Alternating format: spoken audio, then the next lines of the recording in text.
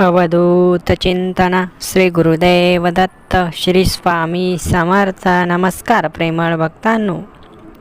आयुष्य जरी कठीण वाटत असलं तरी ते तेवढं कठीण नाही. प्रयत्न केल्यावर कितीही कठीण मार्ग असू द्या तो सोपा होणारच. फक्त मनात जिद्द असली पाहिजे, देवाबद्दल श्रद्धा असली पाहिजे आणि मनामध्ये प्रेम असलं पाहिजे. ज्यांच्या मनात विश्वास आहे, प्रेम आहे, ते जीवनात कधीच हरू शकत नाही, कारण त्यांच्या मागे देवाची प्रचंड मोठी शक्ती असणार आहे. बाळांनो, आजचा हा सुंदर व्हिडिओ देवाने खास तुमच्यासाठी पाठवला आहे. तुमच्या जीवनात असलेली नकारात्मकता, तुमच्या जीवनात असलेल्या अडचणी, समस्या सोडवण्यासाठी भगवंत तुमच्याकडे रोज नवीन नवीन व्हिडिओ पाठवत आहे. तुम्ही आपल्या या भक्तिमय चॅनलवर जर नवीन असाल तर लगेच चॅनलला सबस्क्राईब करा आणि भगवंतावर विश्वास असल्यास हा भगवंताने पाठवलेला व्हिडिओ शेवटपर्यंत बघा. बाळांनो, जीवनात सर्व काही अचानक होईल, परंतु त्यासाठी तुमचे प्रयत्न कामी येणार आहेत. कुठलीही गोष्ट घडताना त्यामागे खूप वर्षांची मेहनत असते, तेव्हाच एक दिवस जीवनात चमत्कार घडत असतो.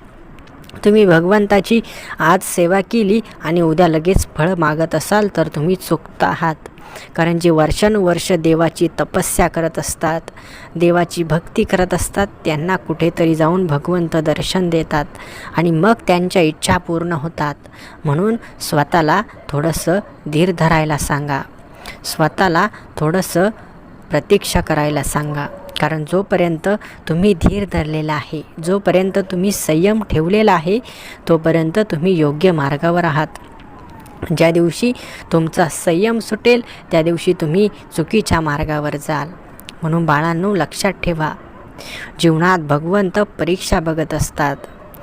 पूर्वी ऋषी महंत हे खूप वर्ष जेव्हा तपस्या करायचे तेव्हा भगवंत प्रसन्न होऊन त्यांना आशीर्वाद देण्यासाठी यायचे आणि त्यानंतर ते आपल्याला जे हवं ते मागायचे. परंतु बाळांनो, लक्षात घ्या, आज या कलियुगातही आपल्याला भगवंत दर्शन देतात. फक्त तेवढी भक्ती, तेवढा संयम, तेवढी तपस्या करण्याची क्षमता आपल्यात असायला हवी. एवढी क्षमता तर आपल्यात नाही, परंतु जेवढी आहे तेवढी तरी दाखवा. म्हणून थोडासा विलंब झाला तर होऊ द्या, परंतु तुमचा संयम सुटू देऊ नका. भगवंत आहेत आणि ते आपल्यावर लक्ष ठेवून आहेत. आपण फक्त आपलं कर्म करत राहायचं, भगवंताने दिलेला आशीर्वाद घ्यायचा आणि पुढे प्रयत्न सुरू ठेवायचे. भगवंत तुमची रक्षा करत आहेत, ते तुमच्यावर खूप प्रेम करतात, ते तुम्हाला आपलं बाळ मानतात. म्हणून बाळांनो, आपल्या माऊलीप्रमाणे ते आपली रक्षा करत असतात. म्हणून त्यांचे कोटी कोटी आभार नक्की माना. कमेंट्स बॉक्समध्ये धन्यवाद देवा टाईप करा. बाळांनो, भगवंताची प्रचंड शक्ती नेहमी आपल्यासोबत आहे, कारण आपण त्यांचे भक्त आहोत. स्वतःला एवढं नशीबवान समजा, स्वतःला एवढं भाग्यवान समजा, कारण तुम्हाला अक्कलकोट स्वामींची सेवा करायची संधी मिळाली आहे, भगवंताची सेवा करण्याची संधी मिळाली आहे. बाळांनो, ही संधी प्रत्येकाच्या नशिबात नसते. आज तुम्ही जो देवाने पाठवलेला व्हिडिओ बघत आहात ना, ती बघण्याची संधी देखील देवाने तुम्हाला दिली आहे.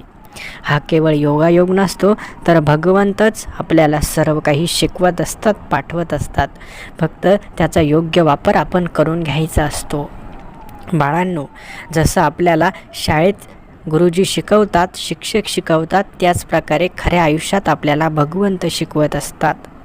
ज्या प्रकारे आपण अभ्यास केला तरच पास व्हायचो, त्याच प्रकारे जर आपण जीवनामध्ये कष्ट केले, प्रयत्न केले, तरच आपण ही जीवनाची परीक्षा पास होऊ शकतो. म्हणून बाळांनो, देव जे सांगताय ते प्रत्येक गोष्ट सत्य होणार आहे आणि हीच सत्य परिस्थिती आहे. आजच्या या युगातही एवढे लोक भगवंताला का मानतात, तर त्यांना भगवंताची दिव्य दर्शने प्राप्त झाली आहेत. त्यांना देवाची दिव्य शक्ती माहीत आहे. आपला जन्म कसा झाला, आपल्या जन्माचं कारण काय, हे सर्व भगवंताला माहीत आहे. आपण तर फक्त निमित्त मात्र आहोत आणि आपण आपलं कर्म करत आहोत. खरं तर देवाला सर्व माहीत आहे, फक्त आपण ते जाणून घेऊ शकत नाही. आपल्याला फक्त नित्य कर्म करत राहायचे आहे, चांगलं वागायचं आहे, सर्व काही चांगलंच होणार आहे. विश्वास असल्यास कमेंट्स बॉक्समध्ये जय जय स्वामी समर्थ टाईप करा. तुम्हाला वाटत असेल की भगवंताचं माझ्याकडे लक्ष नाही किंवा भगवंत माझी इच्छा पूर्ण करत नाही, तर बाळांनो, असं अजिबात नाही. वेळ आल्यानंतर सर्व काही तुमच्या मनाप्रमाणे घडेल. फक्त वेळ येऊ द्या, कारण वेळेवरच सगळं अवलंबून आहे. कधी चांगली वेळ असते तर कधी थोडीशी कठीण वेळ असते, परंतु वेळेला जे होईल ते सर्व चांगल्यासाठीच होईल.